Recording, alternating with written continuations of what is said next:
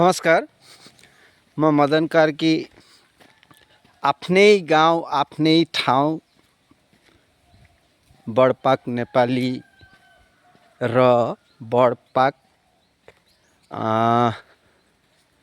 ग्वालडोई यो बोर्डरमा प्राय बोर्डरै भन्नु पर्यो। त्यो बाटो डाँडागाउँ जाने बाटो भन्ने बाटामा म हिँडिरहेको छु र पहिले यो बाटो मैले जान्दा घुडा सानो ठेक थियो। घुडा हिलो हुन्थ्यो। गाई गोरु हामी त्यहीँबाट लान्थ्यौँ। हेर्नु ल, सिर्फ बाटो मात्रै देखाउँदैछु तपाईँहरूलाई। परिवेश चारैपट्टिको देखाउनुबाट हुनुहुन्छ भने अब यी देखाउँछु। ठिक छ। यस्तै स्टेपमा अहिले वर्तमान यो सरकारले अर्थ के हुन्छ हुँदैन त्यति म जान्दिनँ। म राजनीतिमा म कोही जडित हुन्न। म खेतियक मान्छे। लेकिन बाटोघाटो चाहिँ बनाएको देखिँदैछ र राम्रो लाग्दैछ त्योपट्टिबाट। ठिक छ। र अर्को अच्छा छोड्नु, सरकारको काम सरकारले गर्छ, हाम्रो काम हामीले गर्नुपर्छ। त्यही पनि नागरिकताको एउटा उसले गर्दाखेरि हाम्रो आफ्नो पनि कर्तव्य बन्छ सरकारसँग साथ दिएर मिलिजुली गरेर आफ्नो देश उद्धार गर्ने, होइन र। अच्छा कोही बात छैन, केही छैन। अच्छा यसको अब म कहानी भन्दैछु र यहाँ अगाडि यहाँ हेर्नुहोस्, यो एउटा जग्गा म तपाईँलाई बढिया देखाउँछु। यो जग्गा यहाँ यो देख्नुभयो नि, यहाँ एउटा झेस यो माने ऊ छ नि त, यो लौकीको यो झ्याल। यो जग्गा देखाएको कारण छ ल, इम्पोर्टेन्ट छ। यहाँ हेर्नुहोस् बाँसघारी पनि छन्। अनि अर्को एउटा तपाईँलाई म देखाउँछु, बहुत सुन्दर माने कहानी छ ल, मेरो जीवनमा घटेको। ठिक छ। यहाँ तोरी छ अहिले, यहाँ हेर्नुहोस् यो भयो तोरी। ठिक छ। यी दुईटा जग्गा तपाईँहरूलाई मैले अलरेडी देखाएँ। यसको कारण छ। कारण माने एउटा योसँग मेरो जीवनमा घटेको बहुत इम्पोर्टेन्ट कारण के भन्नुहुन्छ भने भूत ने भ्रम। अच्छा लु तपाईँहरू भन्नुहोस् त, के तपाईँहरू भूतलाई विश्वास गर्नुहुन्छ? अच्छा जे किन गर्नुहुन्छ हुन्न, अब सब आफ्नो आफ्नो कुरो नि। ठिक छ।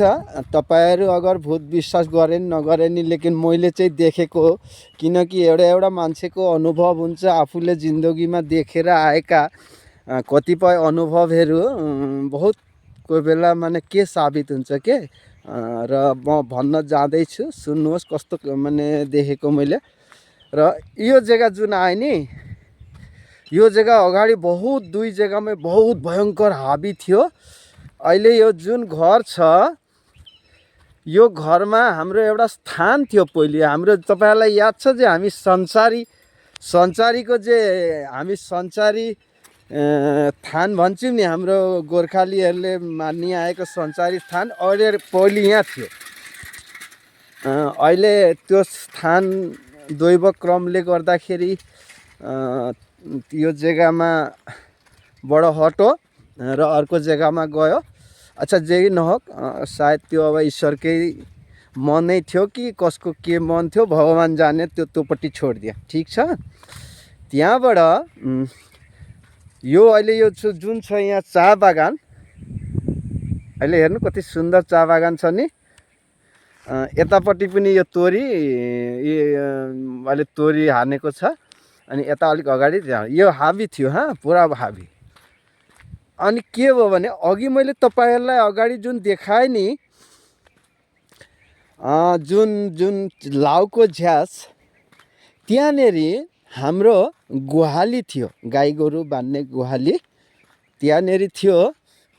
र त्यो गुहालीमा हामी माने गाई गोरु जब बान्न गयौँ, हामी दाजुभाइ तीनजना बान्न जब गयौँ, एउटा गाई आएको थिएन र त्यसको इन्तजारमा हामी त्यहाँ बसिरहेका थियौँ के एकछिन।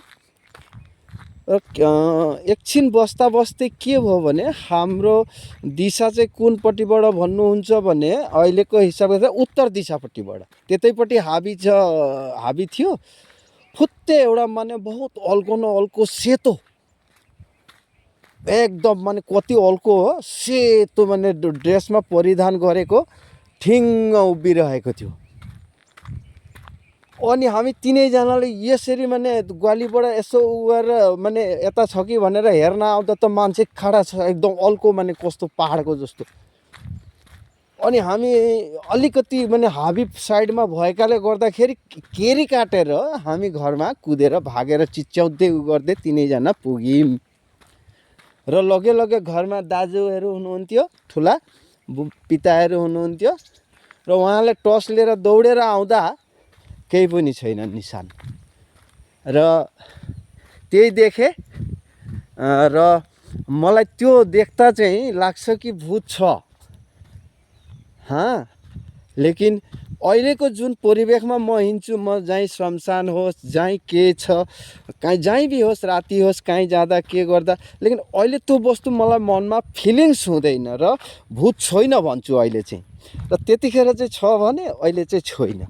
अच्छा, तपाईँहरू भन्नुहोस्, सोच्नुहोस्, भूत छ छैन बा के मैले के देखेको मैले चाहिँ बुझ्न सकिनँ। कसले के बुझ्यो बुझेन भगवान् जाने, छन् छैनन्। मैले चाहिँ अब